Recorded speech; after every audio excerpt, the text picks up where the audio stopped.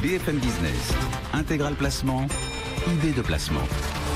Vous en entendez de plus en plus parler, l'investissement socialement responsable, la finance utile, fake ou vraie perspective pour les épargnants? On va poser la question à Philippe Gourdelier, le cofondateur de Patriméa. Il est avec nous. Bonjour Philippe. Bonjour Guillaume. L'investissement éthique, c'est vrai qu'on en entend de plus en plus parler. Est-ce que du coup son poids se renforce peu à peu là? Alors oui, son poids se renforce peu à peu. Les derniers chiffres vraiment qu'on a, c'est ceux de 2015, c'est un peu ancien.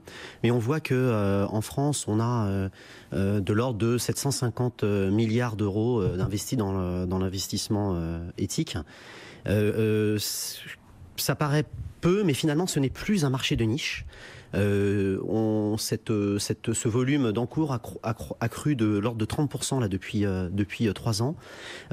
Comparativement, je pense qu'on doit être à peu près autour du milliard d'euros maintenant. Comparativement, aux États-Unis, on doit être autour de 10 000 milliards d'euros, donc 10 fois plus. Et ce qui est important aussi de noter, c'est que c'est surtout les institutionnels qui tirent la croissance des encours, c'est détenu à peu près de l'ordre de 80% par des institutionnels, et les particuliers ne représentent que 20% des encours. Donc c'est assez faible. Alors vous allez nous dire justement pourquoi l'ISR doit ou pourrait être capable de séduire davantage les particuliers, son attrait et son rendement, parce que c'est vrai, quand on a un particulier qu'on investit, on espère un rendement. Vous nous expliquerez ça dans un instant. Juste avant, on va rappeler ce qu'est l'ISR. L'ISR, c'est d'investir dans des entreprises, dans des fonds qui ont une rentabilité aussi extra-financière, une responsabilité vis-à-vis de la planète ou de la société, par exemple. Voilà, c'est ça, ouais. C'est de l'investissement socialement responsable, et on parle aussi de ESG, donc c'est des critères environnementaux, sociaux et de gouvernance.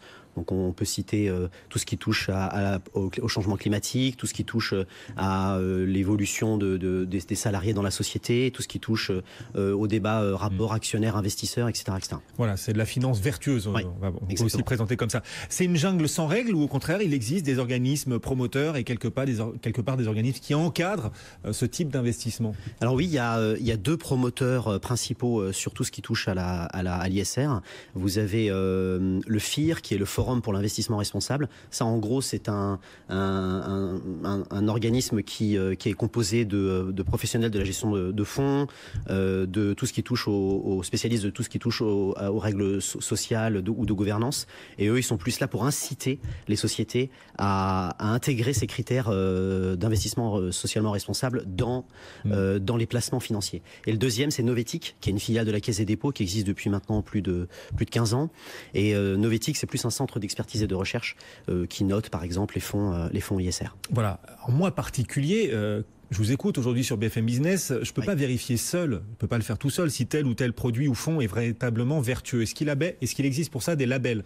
Oui, alors comme pour le bio, finalement, on pourrait comparer un peu le bio dans l'alimentation et la finance bio. Il y a deux labels qui ont été créés, l'un en 2007 qui est le label Finansol. Finansol, c'est un label qui est plus sur la définition d'un placement éthique, qui dit voilà, ce placement-là est éthique, donc on lui donne un label. Ça va par exemple être un livret, un compte à terme, une assurance vie ou autre. Et puis il y a le label d'État ISR, anciennement le label Novetic, qui lui va plutôt aller sur l'analyse des fonds ISR, donc des supports que l'on va intégrer dans un PEA, un compte titre ou une assurance vie. Ça, c'est le label ISR, le label d'État ISR, qui a été créé en 2016. Et à l'heure actuelle, on a de l'ordre de 90 fonds, soit 20 sociétés de gestion qui possèdent ce label, ce qui est très peu. 90 fonds, c'est peu. Ouais. Et l'intérêt de ces labels, c'est de dire, ça permet à l'investisseur d'être crédibilisé, de lui donner des repères pour investir sur un produit éthique. Oui, parce que quand on veut investir dans quelque chose d'utile, on veut être rassuré, bien sûr, par le sérieux du produit. Alors pour cela, vous le disiez, il y a les labels, ça peut être un premier critère de sélection. Et puis il y a la question du rendement. Est-ce que c'est franchement rentable d'investir dans quelque chose d'utile? Alors ça, c'est une question qu'on a souvent chez Patriméa. Quand on essaye de parler de fonds ISR, eh bien, la réaction de certains investisseurs est de dire ah oui, mais c'est peut-être pas assez rentable par rapport à un fonds classique. Ouais. Alors ça, c'est pas vrai. Il y a un certain nombre d'études qui ont démontré que les fonds ISR sont autant rentables, voire même plus rentables que des fonds classiques. Je vous donne un exemple, le fonds Sycomore Sélection Responsable, eh bien, sur les 5 dernières années, il a battu son indice de référence. Et il y a aussi une chose qu'il faut bien intégrer dans tout ce qui touche à l'investissement éthique, en particulier sur les fonds, c'est qu'il n'y a pas que les actions.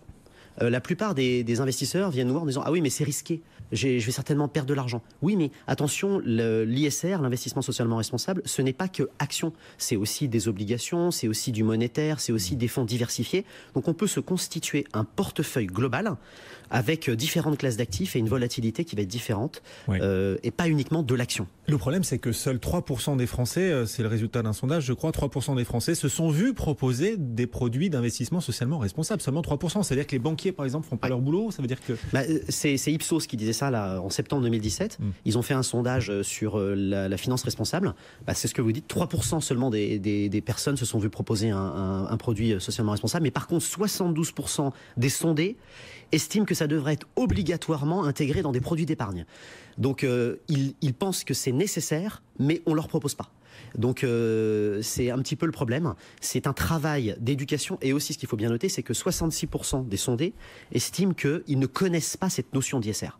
Donc il y a vraiment un travail à faire sur le sujet. Ça progresse quand même. Par exemple, l'épargne salariale que le gouvernement veut généraliser, c'est un bon vecteur pour distribuer des produits d'ISR. On pense aussi aux fonds de pension. L'assurance vie aussi, on en entend de plus en plus parler, de contrats proposant en effet de l'investissement social. Il y a toute une classe de produits, les livrets d'épargne, l'assurance vie, l'épargne salariale, comme vous l'avez dit, le PEA, le compte titre. Je tiens à parler d'un point. Par exemple, il y a un contrat qui s'appelle le contrat éthique vie, qui est un contrat d'assurance vie éthique à double effet qui se coule, j'ai envie de dire. Le premier, c'est que lorsque vous investissez, il y a 20% des commissions qui sont reversées à l'association du choix du souscripteur.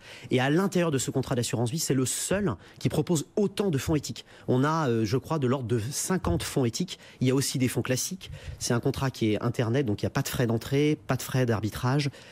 C'est quelque chose qu'il faut regarder parce que c'est vraiment le seul à l'heure actuelle dans le marché. On a fait une étude qui soit performant, attractivement intéressant en termes de prix et éthique, socialement responsable. Un contrat d'assurance vie éthique qui va avoir de plus en plus de concurrents, parce que je crois qu'un certain nombre d'assureurs s'engagent désormais à proposer des unités de compte vertueuses, on va dire. Oui, c'est vrai. Alors après, dans ce contrat qu'on a remarqué, c'est que il y a aussi l'aspect on fait un geste pour une association à la souscription. Voilà. Donc je pense qu'il mérite une certaine attention. Et voilà, l'investissement socialement responsable, quelques clés pour y investir, et surtout ça peut être rentable aussi financièrement, hein, pour vous qui nous écoutez, qui nous regardez. Merci beaucoup Philippe Gourdelier, le cofondateur de Patriméa, aujourd'hui sur BFM Business. À bientôt. Merci Guillaume. Le CAC 40 en baisse de 0,9%.